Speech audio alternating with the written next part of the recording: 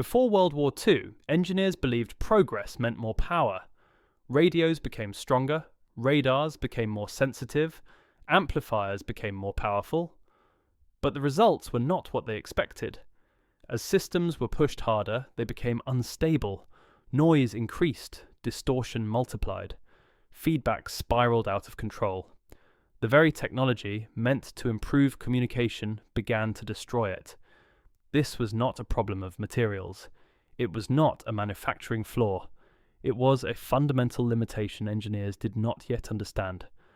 One man realized the solution was not more power, but control.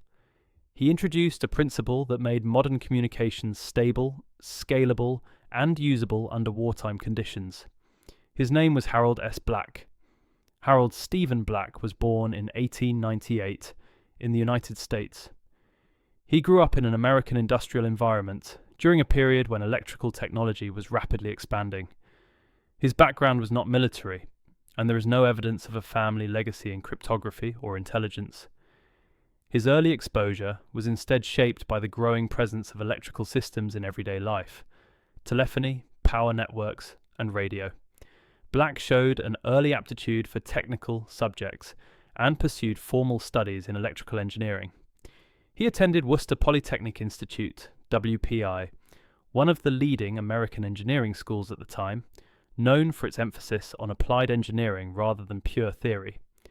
His education focused on electrical circuits, signal behavior, and system stability, fields that were becoming increasingly important as communication networks grew in scale. After completing his degree, Black entered the professional engineering world at a time when long-distance communication faced serious technical limitations. Telephone signals weakened over distance, amplifiers introduced distortion, and noise accumulated with every stage of transmission. These were not abstract problems. They affected real networks used daily by businesses, governments, and later the military. In the early 1920s, Harold Black joined Bell Telephone Laboratories, the research arm of the American telephone system. Bell Labs was responsible for solving the most difficult problems in communication engineering: signal loss, amplification, interference, and reliability across national networks. It was one of the few places in the world where engineers were encouraged to rethink fundamental assumptions rather than simply improve existing hardware. At Bell Labs, Black worked directly on amplifier design and feedback behavior, an area that was poorly understood at the time. Engineers knew feedback existed, but it was considered dangerous. Feedback often caused oscillations, instability, and system failure. The prevailing belief was that feedback should be minimized or avoided entirely. Black approached the problem differently. His training as an engineer led him to focus not on individual components, but on system behavior as a whole. He was less concerned with making amplifiers stronger and more concerned with making them predictable. This background, practical engineering education, exposure to large-scale communication systems, and daily confrontation with instability, set the stage for his most important contribution. Before World War II, Harold S. Black was not trying to revolutionize science. He was trying to make communication systems work reliably. That focus would soon change the entire field of electronics. This focus on reliability placed Black in direct contact with the limits of existing engineering methods. At the time, long-distance communication relied on cascaded amplifiers. Each amplifier boosted signal strength, but also amplified noise and distortion. As networks expanded, engineers compensated by adding more power. The result was predictable but poorly understood. Systems became unstable. Small disturbances grew. Oscillations appeared. Entire circuits could collapse without warning. These failures were not rare. They were structural. Telephone networks suffered from signal distortion that made speech unclear. Radio transmitters produced unwanted harmonics. Early radar systems struggled with instability that reduced accuracy. Engineers responded by tightening tolerances, adding filters, or reducing gain. These measures treated symptoms, not causes. What was missing was a system-level understanding. Black began analysing amplifiers not as isolated components, but as part of closed systems. He examined how output signals fed back into inputs, intentionally or unintentionally. This feedback was usually viewed as a flaw. Engineers associated it with instability and oscillation, and design manuals warned against it. Black questioned that assumption. Instead of asking how to eliminate feedback, he asked how to control it. His reasoning was grounded in engineering practice, not theory. If feedback was inevitable in large systems, then avoiding it entirely was unrealistic. The real question was whether feedback could be shaped in a predictable way. This line of thinking was unconventional. At the time, most engineers believed stability and amplification were opposing goals. Increasing gain meant sacrificing control. Stability meant limiting performance. Black suspected this trade-off was false. He began experimenting with feedback mathematically and conceptually, long before it was accepted as a design tool. He analysed how a portion of an amplifier's output, when fed back negatively into the input, could counteract distortion and stabilise behaviour. What emerged from this work was a principle rather than a device. Negative feedback did not eliminate noise or distortion at their source. Instead, it reduced their effect on the overall system by forcing the amplifier to correct its own errors. Variations in components, temperature, and signal strength became less significant. The system behaved more predictably, even when individual parts were imperfect. This insight directly contradicted prevailing engineering instincts. At the time, deliberately feeding output back into an input seemed dangerous. Many engineers believed it would worsen instability. Black's approach suggested the opposite, that controlled feedback could suppress instability instead of amplifying it. Crucially, this was not an abstract idea. It addressed real, urgent problems facing communication networks. Telephone systems were approaching national scale. Radio communication was becoming essential for navigation and coordination. Military planners were beginning to depend on electronic systems whose failure could not be tolerated. By the late 1930s, these pressures were intensifying. Although the United States had not yet entered World War II, its communication infrastructure was already under strain. Any future conflict would demand systems that operated continuously, under noise, interference, and hostile conditions.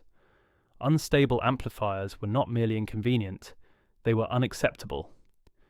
Black's work pointed toward a solution based on control rather than power. Before the war, his ideas were still met with skepticism. Feedback was not yet a standard engineering concept. Many designers continued to prioritize raw gain and component strength, but the limitations were becoming impossible to ignore. Communication systems were growing too large, too complex, and too critical to rely on brute force engineering. By the time global conflict became inevitable, the need for stable, scalable, and predictable electronic systems was clear. The question was no longer whether existing methods were sufficient.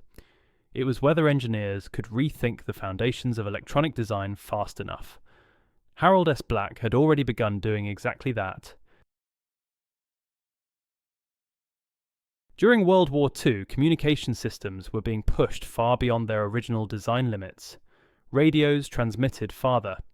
Radar receivers became more sensitive. Telephone networks expanded across continents. Engineers increased amplification to compensate for distance and loss. The result was not improvement, it was instability. As amplification increased, noise increased faster. Small imperfections were magnified. Systems began to oscillate, distort, or collapse entirely. Engineers treated these failures as side effects of power, components, or materials. They were wrong. The real problem was feedback. Engineers already knew that feedback existed. Signals leaked back into earlier stages of a system. This was usually seen as dangerous. Feedback caused oscillation, runaway amplification, and unpredictable behavior. The standard response was to avoid it. Harold S. Black questioned this assumption. Instead of fighting feedback, he asked whether it could be controlled. Black realized that instability did not come from feedback itself, but from uncontrolled feedback. If a portion of the output was deliberately fed back in opposition to the input, amplification could be stabilized. The system would amplify less, but it would behave predictably. This idea became known as negative feedback. The principle was simple, but its consequences were not. Negative feedback reduced gain, but it reduced distortion far more. It reduced sensitivity to component variation. It made system behavior depend on design rather than on manufacturing imperfections. This was not theoretical. In long-distance telephone networks, amplifiers had to be chained across thousands of kilometers. Before feedback, each amplifier added distortion that accumulated rapidly. Engineers compensated by increasing gain, which made the problem worse. With negative feedback, amplifiers became consistent. Distortion dropped dramatically, even though raw amplification was reduced. National communication became reliable instead of fragile. The same principle applied to radar systems. Radar receivers required extreme sensitivity to detect weak echoes. Without control, high-gain amplification produced oscillations and false signals. Feedback stabilized receiver chains, allowing operators to distinguish real targets from noise. This was essential for early warning and targeting accuracy. Military radio transmitters faced a similar problem. Transmitters pushed close to their limits, became unstable, and, in some cases, easier to detect by the enemy. Feedback prevented runaway oscillations and kept signals usable under field conditions. In all these cases, feedback did not make systems stronger. It made them controllable. Black formalized this behavior mathematically. He showed that system performance could be defined by ratios rather than by absolute component quality. Once feedback was applied, imperfections mattered less. Stability became a design property, not a manufacturing accident. This shifted engineering thinking. Instead of maximizing power, engineers began designing for margins. Instead of fighting instability after deployment, they prevented it mathematically. Systems could now scale without collapsing under their own complexity. By the time World War II reached full intensity, negative feedback was no longer experimental. It had become a foundational principle in communication engineering. Radar chains, radio systems, and amplification networks increasingly relied on it to function under combat conditions. Harold Black did not invent more powerful machines. He made powerful machines usable. What began as a solution to amplifier instability became a rule that governed how complex systems could survive stress. Modern communication would not exist without it. Negative feedback enters the war. By the late 1930s, Harold S. Black's feedback principle was no longer theoretical. It was being integrated into real communication systems used across the United States. When World War II began, those systems became strategic assets. Modern warfare depended on reliable signals. Radios had to function across long distances. Radar systems had to detect faint reflections buried in noise. Telephone networks had to operate continuously without distortion. Without stability, none of these systems could scale. Negative feedback solved a central wartime problem: amplification without loss of control. Radar systems, in particular, benefited directly. Early radar receivers amplified extremely weak signals reflected from aircraft or ships. Without feedback, amplifiers distorted these signals or oscillated uncontrollably. With negative feedback, engineers could stabilize gain, reduce distortion, and maintain consistent performance even as conditions changed. The same principle applied to military radios. Field radios were exposed to temperature variation, component aging, and imperfect power supplies. Feedback made their behavior predictable. Signal quality no longer depended entirely on perfect components. Systems could tolerate variation and still function. This mattered at scale. American military communication relied on thousands of interconnected systems. A single unstable amplifier could corrupt an entire signal chain. Negative feedback allowed engineers to design systems where small failures did not cascade into total breakdown. Importantly, this was not a new device, it was a design philosophy. Engineers stopped asking how to maximize raw power. They asked how to control behavior. Gain became secondary to stability. Precision became more important than strength.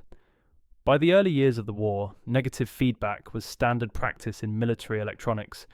It was embedded into radar receivers, audio amplifiers, control systems, and communication networks. Many operators never knew it existed. They only experienced systems that worked. Harold Black did not design weapons. He made weapons usable. His contribution was invisible in the field, but decisive in effect. Without stable amplification, radar accuracy would have degraded. Radio communication would have remained unreliable. Control systems would have failed under stress. Negative feedback became one of the quiet enablers of Allied technological superiority. From wartime stability to the modern world. When World War II ended, the demand for reliable communication did not decrease, it expanded. Military systems transitioned into civilian infrastructure. Telephone networks grew nationwide. Broadcasting expanded. Computing machines began processing signals electronically. Every one of these systems depended on controlled amplification. Negative feedback became foundational. Post-war electronics no longer treated feedback as dangerous. It became essential. Engineers used it to linearize amplifiers, reduce noise, control bandwidth, and stabilize entire systems. Complex networks could now be designed mathematically instead of empirically. This shift made modern electronics possible. Computers rely on stable logic levels. Audio systems rely on distortion control. Power grids rely on feedback to regulate voltage and frequency. Aircraft control systems rely on feedback to maintain stability.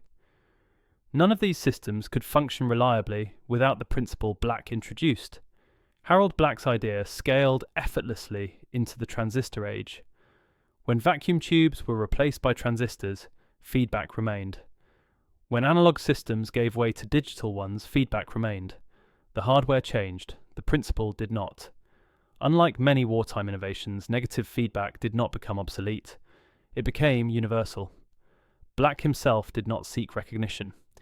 He continued working at Bell Labs, contributing to engineering research rather than public acclaim. His work was absorbed into textbooks, standards, and design practices. Engineers used it without needing to know its origin. That is the mark of a foundational idea. Today, nearly every electronic system operates under feedback control. Stability is no longer a luxury. It is assumed. That assumption traces directly back to a realization made before World War II. Power without control is failure. Harold S. Black did not change history by inventing a machine. He changed it by redefining how engineers think about systems. In war, that meant reliable communication. In peace, it meant the electronic world we live in today. And it raises a final question.